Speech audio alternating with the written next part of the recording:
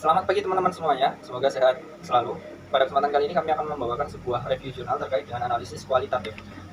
Dengan presenter Afika Bani Majid, Asrul Hidayat, Aisyah Mega Safira, Ariel Munaroh, dan Anggia Putri. Adapun identitas jurnal yang akan kami bawakan berjudul Analisis Kualitatif Kandungan Senyawa Aktif Flavonoid, Alkaloid, Polifenol, Saponin, Terpenoid, dan Tanin pada ekstrak metanol daun dan Rhizoma pimenthodes scolopendria Brunzing di Taman Nasional Baluran.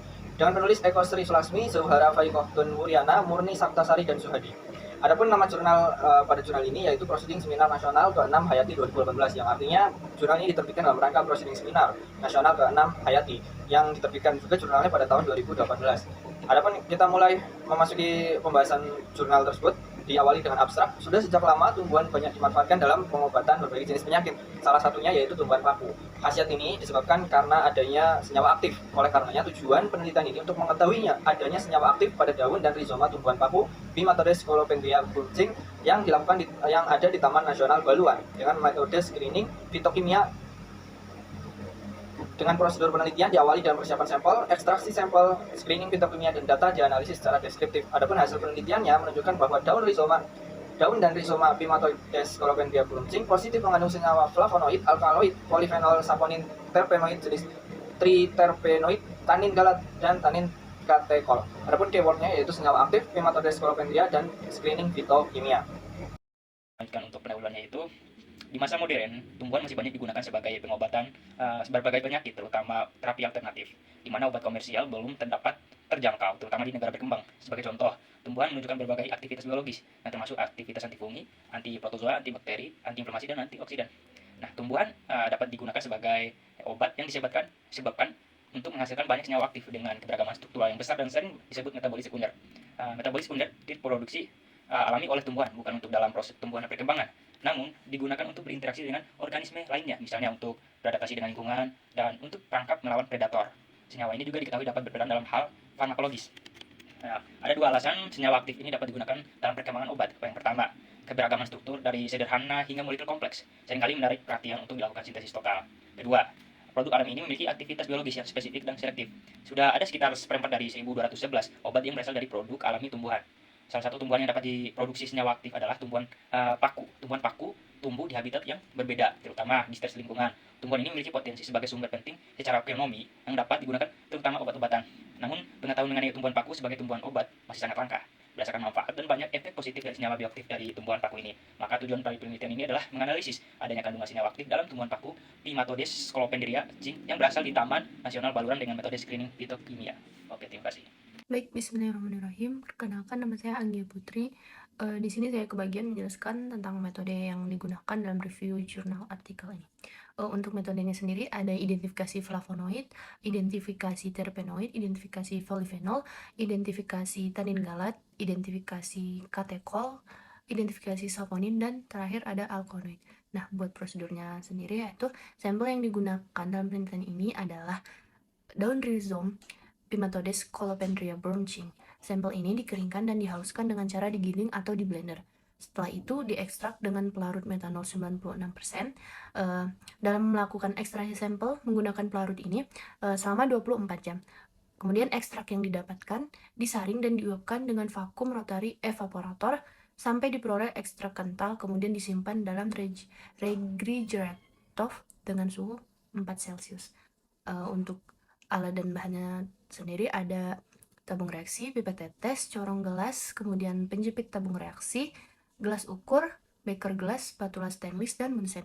Nah, untuk bahannya ada aquades, serbuk magnesium, HCl atau asam klorida, kemudian preaksi Bunchard, preaksi Mayer, preaksi Dragenroff, kemudian FeCl3, besi 3 klorida, kemudian natrium asetat, dan formaldehid 3%. Sampel daun dan rhizome Pimenthodes scolopendria Brunzing yang diperoleh dari Taman Nasional Baluran.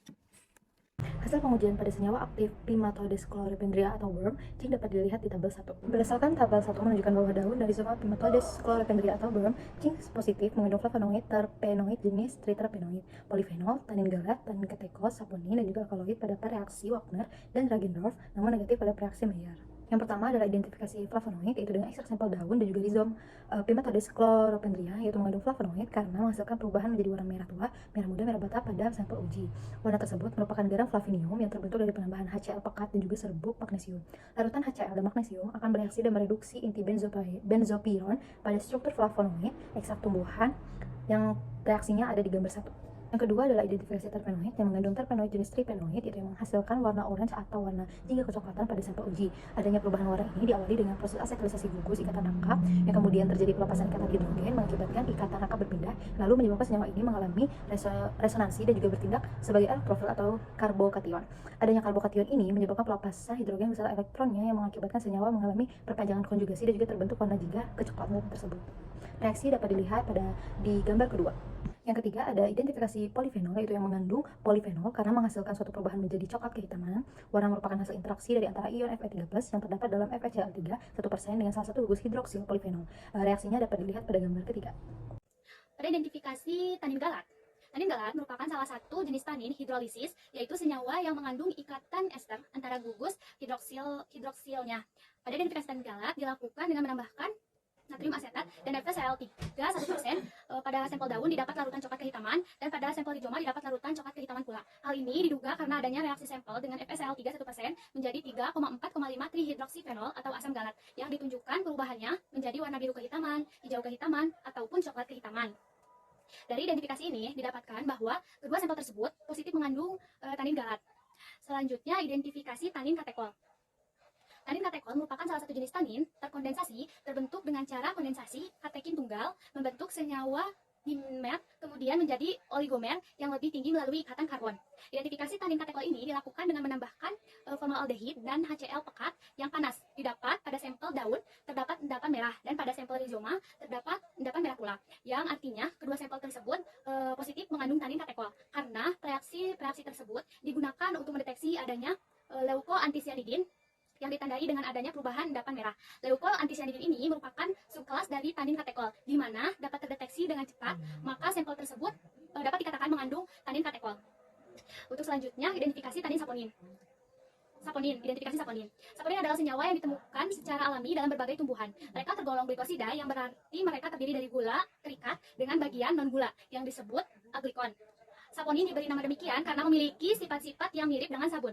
Ketika saponin terpapar air, mereka dapat membentuk busa-busa atau kemungkinan larutan berbusa. Identifikasi saponin ini dilakukan dengan menambahkan air panas dan HCl pekat serta Wegener dan didapatkan hasil adanya busa permanen dan yang menggunakan Wegener terdapat endapan coklat dalam kedua sampelnya, di mana hal ini menunjukkan hasil positif mengandung saponin karena reaksi yang dipakai mampu menghasilkan busa yang menandakan kandungan glikosida dalam sampel tersebut. Selanjutnya, identifikasi alkaloid. Pengujian alkaloid ini diuji dengan beberapa reaksi. Di antaranya dengan reaksi Dragendorff, reaksi Wegener, dan reaksi Mayer. Pada reaksi Dragendorff, kedua sampel tersebut ini menghasilkan adanya endapan berwarna jingga. Hasil ini dikatakan positif karena menghasilkan endapan jingga. Endapan jingga ini diperoleh dari ikatan kovalen antara nitrogen yang terdapat pada alkaloid dengan K+ ion logam pada reaksi dengan Dragendorff yang membentuk kompleks kalium alkaloid yang mengendap. Dan endapan ini pun menjadi warna jingga. Selanjutnya, pengujian alkaloid menggunakan reaksi Wegener, di mana didapat hasil positif karena terdapat endapan coklat dalam sampel uji. Endapan ini merupakan kalium alkaloid yang berasal dari interaksi antara nitrogen dalam alkaloid dengan ion K+ dalam reaksi Wegener. Selanjutnya, alkaloid menggunakan reaksi Mayer. Pada kedua sampel, yaitu daun dan rizoma ini, menunjukkan hasil yang negatif karena tidak ditemukan endapan putih pada sampel. Hasil ini dapat diperkirakan bahwa jenis alkaloid yang terkandung dalam sampel daun dan rizoma tersebut merupakan alkaloid jenis purin. Alkaloid jenis purin merupakan alkaloid yang mengandung basa lemah, dapat membentuk garam hanya dengan asam kuat, dapat bergabung dengan asam organik seperti sitrat atau dengan garam asam organik seperti natrium, benzoat, natrium asetat, alkaloid. Purin ini hanya dapat diendapkan dengan reagen Wegener dan Dragendorff.